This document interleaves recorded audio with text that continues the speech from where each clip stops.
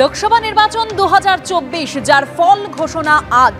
কার দখলে থাকবে দিল্লি তা পরিষ্কার হয়ে যাবে আজই।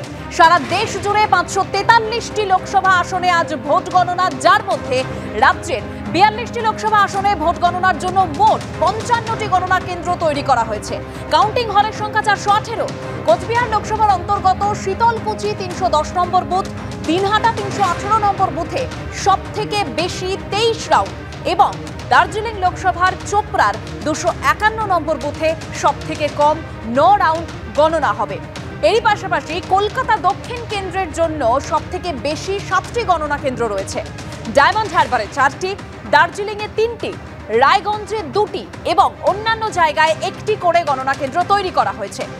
ইভিএম গণনার জন্য 418 জন অ্যাসিস্ট্যান্ট রিটার্নিং অফিসার এআরও থাকছেন। প্রথমে পোস্টাল ব্যালট গণনা হবে।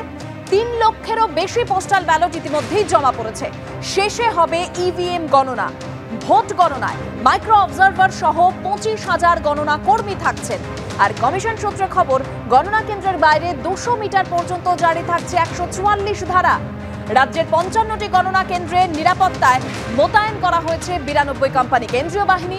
থাকবেন 2525 জন রাজ্য পুলিশের কর্মী। কমিশন সূত্রে খবর, পোস্টাল ব্যালট গণনার ক্ষেত্রে শুধুমাত্র একবারই ওটিপি দেখার জন্য মোবাইল ব্যবহার করবেন সংশ্লিষ্ট রিটার্নিং অফিসার বা অ্যাসিস্ট্যান্ট রিটার্নিং অফিসার। এছাড়া গণনা কেন্দ্রের মধ্যে আর কেউ মোবাইল ফোন ব্যবহার করতে পারবেন না।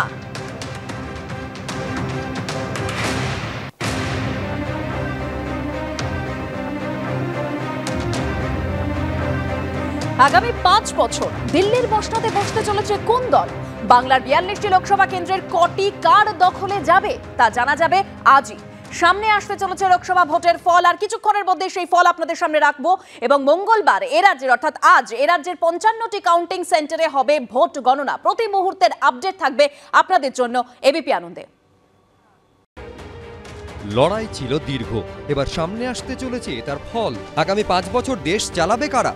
দেশের মানুষ কাদের বেছে নিল? এ রাজ্যের 42টি কেন্দ্রের ভবিষ্যৎই বাকি তা জানা যাবে মঙ্গলবার সকালে ইভিএম খুললেই। এ রাজ্যে 55টি গণনা কেন্দ্রে 42টি লোকসভা কেন্দ্রের ভোট গোনা হবে। 418টি কাউন্টিং হলে থাকবে 4944টি কাউন্টিং টেবিল। গড়ে 17 রাউন্ড করে ভোট গণনা হবে। সর্বোচ্চ 23 রাউন্ড ও সর্বনিম্ন 9 রাউন্ড। কলকাতা দক্ষিণ লোকসভা কেন্দ্রের মধ্যে কসবা বিধানসভা এলাকার গণনা হবে গীতাঞ্জলি স্টেডিয়ামে। রাসবিহারী বিধানসভা কেন্দ্রের গণনা হবে বালিগঞ্জ গভর্নমেন্ট হাই স্কুলে। বালিগঞ্জ বিধানসভার গণনা হবে বাবা সাহেব আম্বেদকর এডুকেশন ইউনিভার্সিটিতে। ভোট গণনা যাতে সুষ্ঠুভাবে সম্পন্ন হয় তার জন্য চলছে শেষ মুহূর্তের প্রস্তুতি। আমরা রয়েছি বালিগঞ্জের ডক্টর বি.আর. আম্বেদকর এডুকেশন বিশ্ববিদ্যালয়ে এবং সেখানে কলকাতা দক্ষিণ লোকসভা কেন্দ্রের বালিগঞ্জ যে বিধানসভা ক্ষেত্র রয়েছে সেই বিধানসভা ক্ষেত্রের ভোট গণনা সম্পন্ন হবে। আমরা দেখতে পাচ্ছি মোট 2টো এখানে হল করা হয়েছে। হল নাম্বার 1 এবং হল নাম্বার 2 দুখানা হল করা হয়েছে এবং এখানে মোট 14টা টেবিল থাকবে। সেই 14টা টেবিলের বালিগঞ্জ বিধানসভা ক্ষেত্রের যে গণনা হবে সেই গণনা সম্পন্ন করা হবে। আঁটোসাঁটো নিরাপত্তার একই ছবি এদিন দেখা যায় নেতাজি ইন্ডোর স্টেডিয়ামেও। আমরা দাঁড়িয়ে রয়েছি নেতাজি ইন্ডোর স্টেডিয়ামের সামনে, যেটা জানা যাচ্ছে যে কলকাতা দক্ষিণ এবং কলকাতা উত্তর এই 2 কেন্দ্রের জন্য মোট 8টি গণনা কেন্দ্র রয়েছে। কলকাতা দক্ষিণের জন্য 7টি, কলকাতা উত্তরের জন্য 1টি। নেতাজি ইন্ডোর স্টেডিয়ামে যে ছবিটা আমরা দেখছি এবং অন্যান্য জায়গাতেও ছবিটা ঠিক একই।